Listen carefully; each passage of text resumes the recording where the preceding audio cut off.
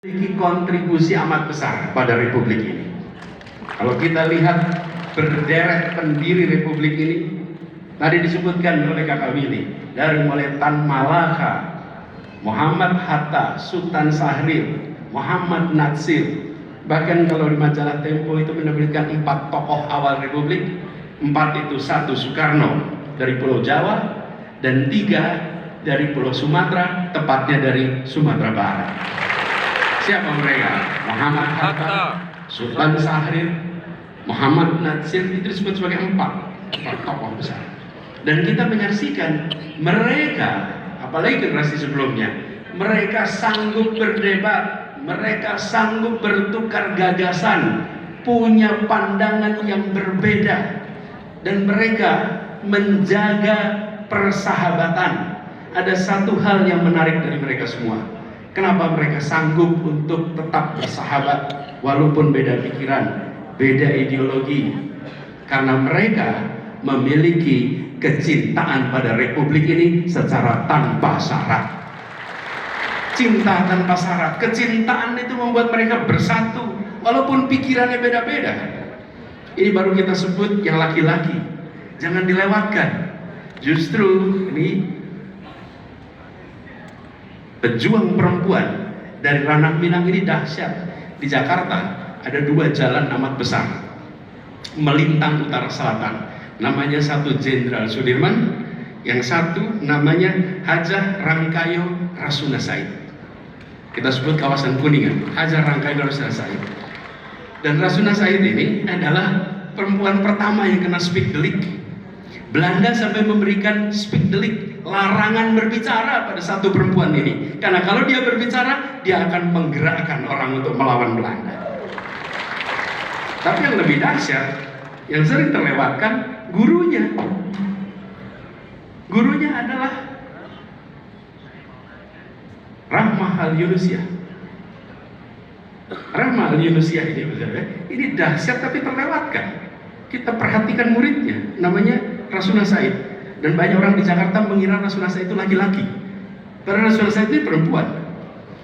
Sekitar tahun 56-57 datang mufti dari Al-Azhar Mesir ke Indonesia. Lalu dibawa oleh Muhammad Natsir pada waktu itu ke Padang Panjang. Datang ke Diniah Putri, sebuah perguruan perempuan. Dan sampai di Diniah Putri itu, mufti dari Al-Azhar terheran-heran. Kenapa? Seluruh murid di tempat itu adalah perempuan. Seluruh murid di situ menguasai bahasa Arab, menguasai bahasa Belanda, bisa berbahasa Inggris, paham Quran, yang tidak pernah terbayangkan mereka sebelumnya. Al-Azhar berdiri 970. Sampai dengan saat itu tidak ada perempuan yang sekolah di universitas itu. Mufti ini tercengang melihat ada satu sekolah isinya perempuan semua dan setara dengan laki-laki.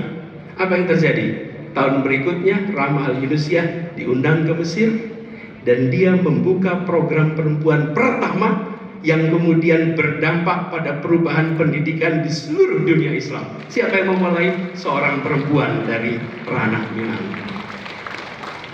Rahmah Al-Yunusyah. Bayangkan sebuah universitas terkenal di dunia, umurnya hampir 1000 tahun, tidak punya murid perempuan, tidak punya dosen perempuan. Tapi di sini mereka mengirimkan pesan pada semua bahwa perempuan memiliki hak yang sama dan perempuan justru tiang untuk kemajuan sebuah bangsa. Sudah saatnya Rahmah Al-Yunusyah mendapatkan gelar pahlawan nasional. Itulah saatnya. Muridnya diakui, gurunya terlewatkan. Terus sekalian, ini adalah sebuah tempat di mana tumbuh besar sifat-sifat penghargai demokrasi, sifat-sifat kepahlawanan, pandangan-pandangan yang jauh ke depan. Karena itu ketika sekarang kita semua berada di dalam sebuah arus besar gerakan perubahan, kami yang mendapatkan amanat dari Partai Nasdem lewat Bang Surya Paloh, kami memandang ini sebagai amanat yang besar, amanat yang perlu kita emban sama-sama. Dan amanat ini harus kita arahkan untuk membuat Indonesia lebih maju, Indonesia lebih adil.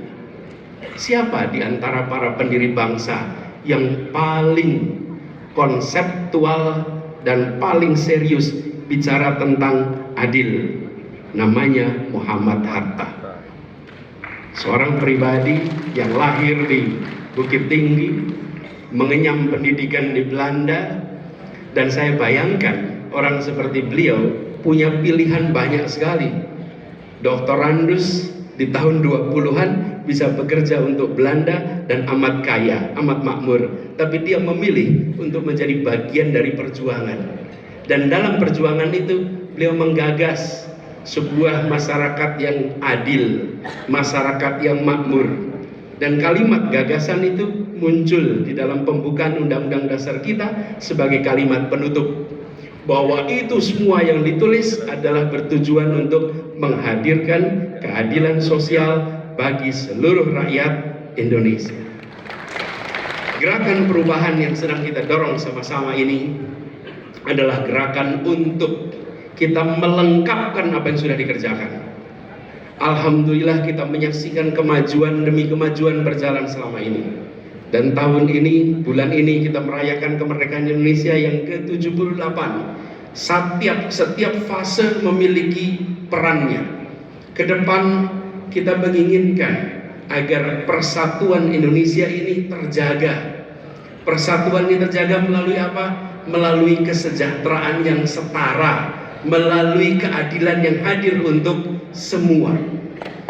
Kita menginginkan agar yang besar terus makin besar, tapi yang kecil jangan terus makin kecil. Yang kecil harus ikut makin besar.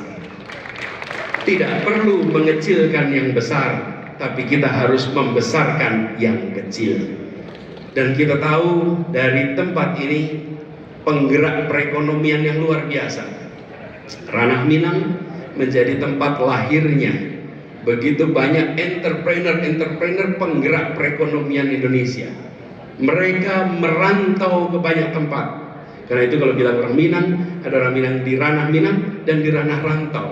Mereka semua menjadi penggerak perekonomian. Umumnya berada di sektor yang tengah, kecil, mikro. Ke depan Indonesia harus memberikan ruang gerak yang lebih besar bagi mereka yang kecil, sehingga mereka tumbuh berkembang, punya kesempatan yang setara. Kesejahteraan akan bisa muncul bila perekonomian makin membesar. Dan perekonomian makin membesar apabila pemerintah secara serius melihat regulasi-regulasi yang menghambat bagi yang kecil. Saya beri contoh di Jakarta, sederhana sekali.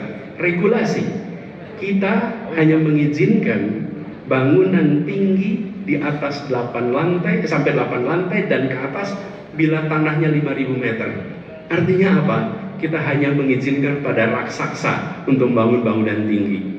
Di tempat lain, di Hong Kong, di Singapura, di Shanghai, tanah 1.500 pun boleh dibangun 8 lantai. Apa pesannya? Kita membuat regulasi menahan yang kecil, memberikan kesempatan pada yang besar. Regulasi itu dibuat dengan tujuan ideologis. Regulasi tidak bisa dibuat sekedar teknokratis, harus ada ideologi. Ideologinya apa? Ideologinya memberikan kesetaraan kepada semua. Dan kemudian regulasi itu ketika diubah, langsung yang kecil bisa naik otomatis. Begitu banyak regulasi yang ada di Republik ini disusun tanpa memikirkan siapa dapat apa, berapa besar, kapan, di mana. Padahal ideologi yang diajarkan oleh Bung Hatta ketika menyusun perekonomian kita adalah ideologi berkeadilan. Beliau mengajarkan bukan hanya pasar yang tumbuh berkembang, tapi pasar yang tumbuh dan berkeadilan. Semangat dalam bahasa masa itu namanya gotong royong. Hari ini namanya kolaborasi. Memberikan kesempatan yang setara, bentuknya kerja bersama. Bapak Ibu sekalian, restorasi ini adalah gerakan inisiasi Bang Surya Paloh. Istilah restorasi itu memberikan pesan kepada kita bahwa republik ini didirikan dengan gagasan, didirikan dengan pemikiran, dan gagasan pemikiran itu harus menjadi rujukan bagi kita. Ketika dalam perjalanannya 78 tahun kemudian kita menyusun berbagai kebijakan, maka kita harus ingat bahwa kita berangkat dari titik awal sebuah perjalanan bangsa memiliki gagasan. Bila Bapak Ibu sekalian lihat naskah-naskah yang dihasilkan oleh para penggagas republik ini, kita akan menemukan bahwa mereka adalah orang-orang yang bukan saja terdidik, tapi mereka dekat dengan perasaan rakyat, dekat dengan persoalan rakyat, dan menjiwai persoalan rakyat. Hari ini para pimpinan partai harus mengambil cara itu, bukan saja pikirannya maju, tapi pikirannya dekat dengan denyut nadi keseharian rakyat kebanyakan yang ada di republik ini.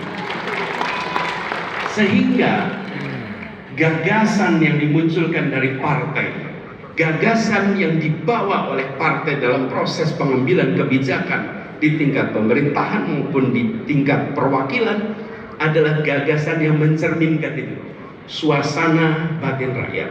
Hari ini kalau kita bertanya kepada masyarakat, akan muncul pernyataan, kami membutuhkan lapangan pekerjaan. Indonesia hari ini punya banyak pekerja tapi kurang pekerjaan. Negeri lain punya banyak pekerjaan tapi kurang pekerja. Kita harus menambah pekerjaan itu. Dan ketika bicara nambah pekerjaan, maka yang paling cepat justru mendorong yang mikro dan kecil untuk tumbuh. Mereka adalah penyerap tenaga kerja paling cepat. Tapi kita seringkali mendorongnya yang besar, mendorongnya yang berada di hulu. Kita membutuhkan justru yang sebaliknya. Lalu kita merasakan kebutuhan-kebutuhan pokok yang harganya mahal, harganya tinggi. Ini harus berubah. Kita harus membuat negeri ini bukan menjadi negeri yang bergantung kepada pasokan dari luar, tapi negeri yang menjadikan kampung-kampung, desa-desa sebagai lumbung pangan nasional. Lumbung pangan kita bukan kita mengambil dari luar. Dan ini semua hanya bisa dilakukan bila kita serius membuat desa kita, kampung-kampung kita sebagai unit perekonomian yang bekerja dengan baik, di mana para petani, pekebun dengan kita yang berada di perkotaan itu tersambungkan sebagai sebuah perekonomian. Bapak Ibu sekalian, kalau kita perhatikan Indonesia dan banyak negara Asia Timur, bahkan dengan Korea Selatan, merdeka kita cuma selisih 2 hari. Korea Selatan itu 15 Agustus, kita 17 Agustus di tahun yang sama. Tetapi hari ini kalau kita bandingkan, kita jauh.